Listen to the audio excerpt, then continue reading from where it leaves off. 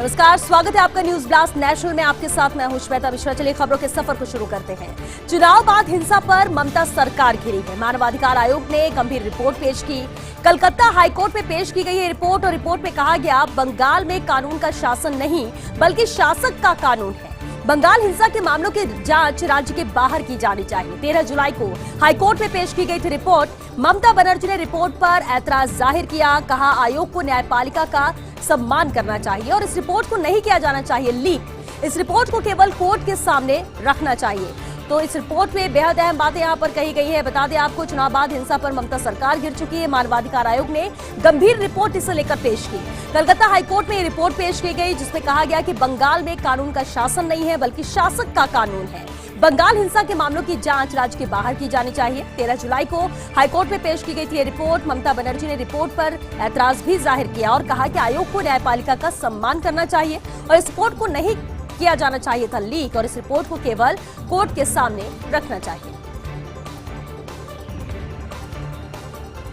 उत्तर प्रदेश में बजा चुनावी बिगुल। प्रधानमंत्री मोदी ने आज काशी को दी सौगातें। दूसरी तरफ विपक्ष ने भी यूपी में सक्रियता बढ़ाई है। 16 जुलाई को प्रियंका गांधी यूपी पहुंच रही हैं। 17 जुलाई को महंगाई के खिलाफ कांग्रेस प्रदर्शन करेगी। सपा ने भी योगी सरकार के खिलाफ मोर्चा खोला है। वहीं अखिलेश यादव उत्तर प्रदेश में कई जगह दौरे करेंगे। चुनाव में धांधली और महंगाई का मुद्दा यहां सपा बनाएगी और वहीं बसपा में भी बैठकों का दौर शुरू हो चुका है। मायावती ने की अन्य संगठनों से भी मुलाकात। लगातार भाजपा पर हमले तेज कर रही हैं मायावती। तो बिगुल बच चुका है उत्तर प्रदेश में विधानसभा चुनाव का। प्रधानमंत्री मोदी ने आज काशी को सौगातें दी तो दूसरी तरफ विपक्ष ने भी यूपी में सक्रियता बढ़ा दी है। जहां 16 जुलाई को प्रियंका गांधी यूपी पहुंच रही हैं तो वहीं 17 जुलाई को महंगाई के खिलाफ कांग्रेस प्रदर्शन करेगी उत्तर प्रदेश में। सपा ने भी योगी सरकार के खिलाफ मोर्चा खोला हुआ है और अखिलेश यादव यहां पर उत्तर प्रदेश में कई जगह दौरे करेंगे। चुनाव में धांधली और महंगाई को मुद्दा बनाएगी समाजवादी पार्टी। तो वहीं बसपा में भी बैठकों का दौर शुरू हो चुका है जहां मायावती ने अन्य संगठनों से मुलाकात की है और लगातार भाजपा पर हमले तेज कर रही है मायावती। मोदी के वाराणसी दौरे से यूपी में चुनावी आगाज। प्रधानमंत्री मोदी ने काशी की रैली में विपक्ष पर निशाना साधा। योगी आदित्यनाथ की मोदी ने जमकर तारीफ की और कहा कि कोरोना की दूसरी लहर को यूपी ने संभाला बेहतर तरीके से। विकास योजनाओं का किया शिलान्यास और लोकार्पण। आज 8 महीने बाद मोदी पहुंचे संसदीय क्षेत्र वाराणसी। प्रधानमंत्री बनने के बाद मोदी का वाराणसी का 27वां दौरा था। रुद्राक्ष कन्वेंशन सेंटर समेत 1475 करोड़ की योजनाओं को लॉन्च किया है आज प्रधानमंत्री नरेंद्र मोदी ने। तो मोदी के वाराणसी दौरे से यूपी में चुनावी आगाज हो चुका है जहां प्रधानमंत्री मोदी ने काशी की रैली में विपक्ष पर निशाना साधा था। योगी आदित्यनाथ की मोदी ने जमकर तारीफ भी की और साथ ही कहा कि कोरोना की दूसरी लहर को यूपी ने संभाला है बेहतर तरीके से। विकास योजनाओं का किया गया शिलान्यास और लोकार्पण। वहीं आज 8 महीने बाद मोदी अपने संसदीय क्षेत्र वाराणसी पहुंचे। प्रधानमंत्री बनने के बाद मोदी का वाराणसी का ये 27वां दौरा था। कांग्रेस अध्यक्ष चुनाव प्रक्रिया पर लेटेस्ट अपडेट। कांग्रेस संगठन में हो सकते हैं बड़े बदलाव। जानकारी सूत्रों के हवाले से खबर है, जल्द बुलाई जाएगी कांग्रेस वर्किंग कमेटी की बैठक। कांग्रेस अध्यक्ष चुनने की प्रक्रिया अब जल्द ही शुरू होगी। अगस्त में हो सकता है एआईसीसी सम्मेलन। कमलनाथ को संगठन में बड़ी जिम्मेदारी दी जा सकती है। पार्टी के कार्यकारी अध्यक्ष बनाए जा सकते हैं कमलनाथ। तो बड़ी जिम्मेदारी पार्टी में कमलनाथ को दी जा सकती है। मध्य प्रदेश के पूर्व मुख्यमंत्री कमलनाथ। कांग्रेस अध्यक्ष चुनाव प्रक्रिया पर यह लेटेस्ट अपडेट है जहां कांग्रेस संगठन में बड़े बदलाव हो सकते हैं। जानकारी सूत्रों के हवाले से खबर मिल रही है, जल्द ही बुलाई जाएगी कांग्रेस वर्किंग कमेटी की बैठक। कांग्रेस अध्यक्ष चुनने की प्रक्रिया भी जल्द शुरू होगी। वहीं अगस्त में एआईसीसी सम्मेलन हो सकता है। कमलनाथ को संगठन में बड़ी जिम्मेदारी दी जा सकती है। पार्टी के कार्यकारी अध्यक्ष बनाए जा सकते हैं कमलनाथ। पंजाब संकट सुलझाने का नया फॉर्मूला। पंजाब कांग्रेस प्रभारी हरीश रावत ने इसे लेकर संकेत दिए हैं। सिद्धू को मिलेगी पंजाब कांग्रेस की कमान। वे कैप्टन अमरिंदर बने रहेंगे पंजाब के मुख्यमंत्री। कुल मिलाकर पंजाब की आंतरिक कला खत्म करने की पूरी तैयारी है। पंजाब में पार्टी के 2 वर्किंग प्रेसिडेंट बनाने पर भी यह बात चल रही है। एक हिंदू और एक दलित समुदाय से इन दोनों पदों पर नियुक्ति हो सकती है और ऐसा माना जा रहा है। जिस तरह से कोशिशें लगातार जारी है, पंजाब संकट सुलझाने का ये अब नया फॉर्मूला है। पंजाब कांग्रेस प्रभारी हरीश रावत ने इसे लेकर संकेत दिए।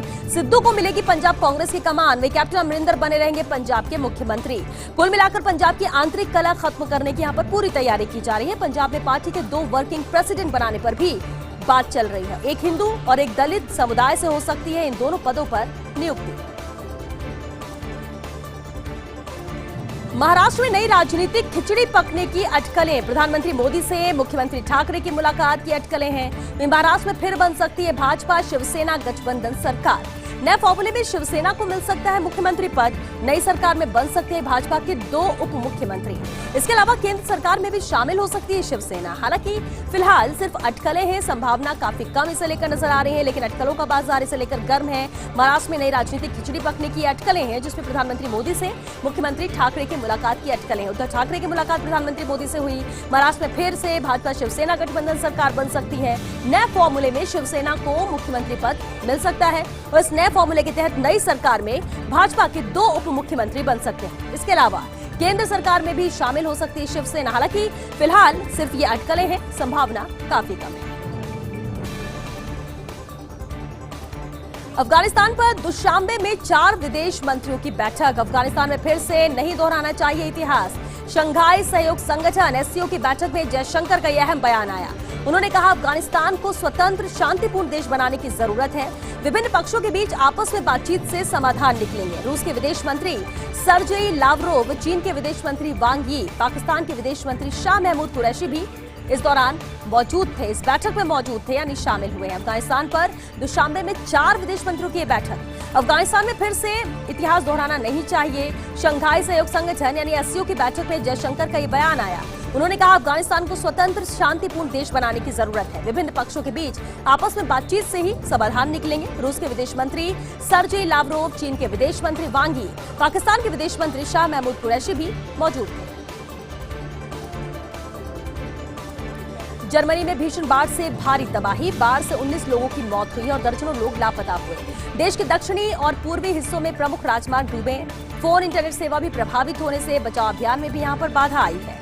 पश्चिम और मध्य जर्मनी के साथ ही पड़ोसी देशों में व्यापक नुकसान है। बाढ़ के बाद क्षेत्र में घोषित किया गया आपातकाल। जिस तरह से बाढ़ से बेहद नुकसान हुआ है, जर्मनी में भीषण बाढ़ से यहां पर भारी तबाही देखने को मिली, जहां बाढ़ से 19 लोगों की मौत हुई और दर्जनों लोग लापता हुए। देश के दक्षिणी और पूर्वी हिस्सों में प्रमुख राजमार्ग डूबे हैं। फोन इंटरनेट सेवा प्रभावित होने से बचाव अभियान में बाधा हुई है। पश्चिम और मध्य जर्मनी के साथ ही पड़ोसी देशों में व्यापक नुकसान हुआ। बाढ़ के बाद क्षेत्र में घोषित किया गया आपातकाल। चौकी पर किया कब्जा तो खुली तालिबान की किस्मत। तालिबान ने स्पिन बोल्डॉक में बनी सीमा चौकी पर कब्जा किया है। तालिबान का हमला होते ही अफगान सेना चौकी छोड़कर भागी है। तालिबान आतंकियों के हाथ 3 अरब रुपए का खजाना लगा है। स्पिन बोल्डॉक और चमन तथा कंधार के बीच स्थित महत्वपूर्ण सड़क पर कब्जा किया गया। वहां का कस्टम विभाग भी तालिबान के कब्जे में है। पाकिस्तान के सुरक्षा बलों ने भी तालिबानी कब्जे की यहाँ पर पुष्टि की है। यहाँ पर पुष्टि की गई है इस कब्जे की। तो चौकी पर किया गया है कब्जा तो खुली है तालिबान की किस्मत। तालिबान ने स्पिन बोल्डॉक में बनी सीमा चौकी पर कब्जा किया। तालिबान का हमला होती ही अफगान सेना चौकी छोड़कर भागी है। तालिबान आतंकियों के हाथ 3 अरब रुपए का खजाना भी लगा है। वहीं स्पिन बोल्डॉक और चमन तथा कंधार के बीच स्थित महत्वपूर्ण सड़क पर यह कब्जा किया गया। वहां का कस्टम विभाग भी तालिबान के कब्जे में है। पाकिस्तान के सुरक्षा बलों ने भी तालिबानी कब्जे की पुष्टि की। इंडियन एक्सप्रेस में एसवाई कुरैशी का लेख, कुछ दिनों से बढ़ रही जनसंख्या में राजनीतिक दिलचस्पी है। भाजपा शासित राज्य उत्तर प्रदेश और असम में ये मुद्दा बना हुआ है। जनसंख्या नियंत्रण को राजनीति से जोड़ना यहाँ ठीक नहीं है और एक वर्ग को निशाना बनाने से सभी का नुकसान है। फिलहाल भारत की जनसंख्या नीति की स्थिति बेहतर है। जनसंख्या पर राजनीतिक गुणाभाग आगे चलकर घातक हो सकता है।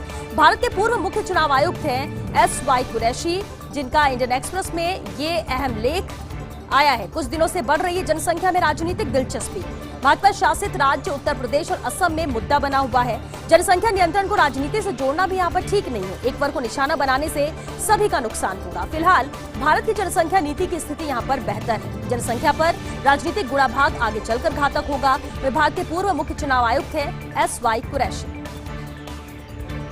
इधर इंग्लैंड टेस्ट सीरीज पर संकट के बादल हैं। भारत के 2 खिलाड़ी कोविड पॉजिटिव आए हैं। ऋषभ पंत समेत 2 खिलाड़ियों के बाद एक सपोर्टिंग स्टाफ भी कोरोना पॉजिटिव हुआ। संपर्क में आए 3 कोचिंग असिस्टेंट को आइसोलेट किया गया है। टीम इंडिया को 20 जुलाई को खेलना है प्रैक्टिस मैच। इंग्लैंड के भी 3 खिलाड़ी कोरोना संक्रमित हो चुके हैं। यहाँ को कोविड पॉजिटिव हुए हैं खिलाड़ी। बता दें आपको, इंग्लैंड टेस्ट सीरीज पर संकट के बादल मंडरा रहे हैं। भारत के 2 खिलाड़ी कोविड पॉजिटिव हुए। ऋषभ पंत समेत 2 खिलाड़ियों के बाद एक सपोर्टिंग स्टाफ भी यहाँ पर कोरोना पॉजिटिव हुआ है। संपर्क में आए 3 कोचिंग असिस्टेंट को भी आइसोलेट किया गया है। टीम इंडिया को 20 जुलाई को खेलना है प्रैक्टिस मैच। इंग्लैंड के भी 3 खिलाड़ी कोरोना संक्रमित हो चुके हैं। रेलवे बोर्ड ने कई मंडलों के एडीआरएम की बढ़ाई है नियुक्ति अवधि। एनडब्ल्यूआर के जयपुर अजमेर एडीआरएम का कार्यकाल बढ़ाया गया है। जयपुर एडीआरएम आदित्य मंगल और अजमेर के एडीआरएम संजीव कुमार का कार्यकाल बढ़ाया गया। अब जून 2022 तक सेवाएं देंगे ये दोनों ही अधिकारी। सियालदाह, दीनदयाल उपाध्याय नगर, आगरा कैंट, मल्हारगढ़, हैदराबाद, मैसूर, भावनगर, अहमदाबाद, इज्जतनगर और धनबाद मंडल में भी एडीआरएम का कार्यकाल बढ़ाया गया है। तो कार्यकाल बढ़ाया गया और ये कई जगह देखने को मिला। रेलवे बोर्ड ने कई मंडलों के एडीआरएम की नियुक्ति अवधि को बढ़ाया है। एनडब्ल्यूआर के जयपुर अजमेर एडीआरएम का यहाँ पर कार्यकाल बढ़ाया गया। जयपुर एडीआरएम आदित्य मंगल और अजमेर के एडीआरएम संजीव कुमार का कार्यकाल बढ़ाया गया और अब जून 2022 तक सेवाएं देंगे ये दोनों ही अधिकारी। इसके अलावा सियालदाह, दीनदयाल उपाध्याय नगर, आगरा कैंट, मल्हारगढ़, हैदराबाद, मैसूर, भावनगर, अहमदाबाद, इज्जतनगर और धनबाद मंडल में भी एडीआरएम का कार्यकाल बढ़ाया गया है। क्या जीएटी में खत्म होंगे पुराने नियम? सरकारी आवासों की श्रेणी निर्धारण के नियमों में बदलाव की कवायद की गई, क्योंकि पुराने वेतनमान और पे मैट्रिक्स होती थी बहुत कम और उसके अनुसार कर्मियों की बढ़ी भी है जरूरत, यह मांग नहीं हो पाती है पूरी। और ऐसे में मौजूदा पे मैट्रिक्स अनुसार कर्मचारियों व अफसरों को अच्छी श्रेणी मिले, इस मंशा के साथ ही नियम संशोधन के लिए भेज रखी है उच्च स्तर पर फाइल। मुख्यमंत्री गहलोत के अनुमोदन के बाद ही आवंटन हो सकेगा। सरकारी कर्मियों को उनके मौजूदा अच्छे पे मैट्रिक्स अनुसार न्याय संगत तरीके से आवास आवंटन होंगे और इस तरह से ऑनलाइन आवास आवंटन बाद एक और विसंगति यहाँ पर दूर हो सकेगी। तो इसकी कोशिश यहाँ पर की जा रही है। सरकारी आवासों की श्रेणी निर्धारण के नियमों में बदलाव की कवायद की जा रही है, क्योंकि पुराने वेतनमान और पे मैट्रिक्स बहुत कम होती थी और उसके अनुसार कर्मियों की बढ़ी है जरूरत या फिर मांग नहीं हो पाती है पूरी। और ऐसे में ही मौजूदा पे मैट्रिक्स अनुसार कर्मचारियों व अफसरों को मिले अच्छी श्रेणी का आवास और इस मंशा के साथ ही नियम संशोधन के लिए उच्च स्तर पर फाइल भेज रखी है। भर्ती प्रक्रिया बाधित न हो, इसके लिए सरकार का अहम कदम है। आरएएस का परिणाम जारी होने के साथ ही कैबिनेट लगाने की रूपरेखा तय हुई है, ताकि यदि परिणाम को चुनौती देते हुए यहाँ लगे कोई याचिका तो सरकार का पक्ष सुना जाए और लीगल आधार पर सरकार मजबूत बनी रहे। और इसी रिजल्ट के आधार पर तय समय में हो नियुक्ति का काम भी पूरा, जबकि इससे पूर्व अभ्यर्थियों के कोर्ट की शरण में जाने से अटकती रही है भर्तियां और अब ऐसा होने के आसार कम है। इसके लिए पुख्ता बंदोबस्त भी किया जा रहा है। वीआईपी सुरक्षा में लगे पुलिस अधिकारियों को नए पैटर्न की वर्दी। राज्यपाल, मुख्यमंत्री, सीएम सिक्योरिटी, बीकानेर हाउस की सुरक्षा अधिकारियों को वर्दी। एएसपी से सब इंस्पेक्टर स्तर के सुरक्षा अधिकारियों को वर्दी दी गई और सभी जगह कार्यरत 90 सुरक्षा अधिकारियों को इसका फायदा मिलेगा। राज्य सरकार ने पैटर्न वर्दी के जारी किए हैं 19,25,000 का बजट। गृह विभाग ने जारी किए हैं प्रशासनिक और वित्तीय स्वीकृति, तो इसे लेकर स्वीकृति दी जा चुकी है। एसपी से सब इंस्पेक्टर स्तर के सुरक्षा अधिकारियों को ये वर्दी दी जाएगी और सभी जगह कार्यरत 90 सुरक्षा अधिकारियों को इसका फायदा मिलेगा।